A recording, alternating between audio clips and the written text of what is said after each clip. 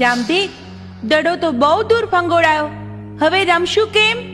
હું હમણાં જ દડો શોધી લાવીશ. વીરા, એ બાજુ નહીં જાતા, ત્યાં તો રાક્ષસ હશે. ડાલી, તે મને વીરો કહ્યો છે તો તમારા સૌની રક્ષા એ મારું કર્તવ્ય છે.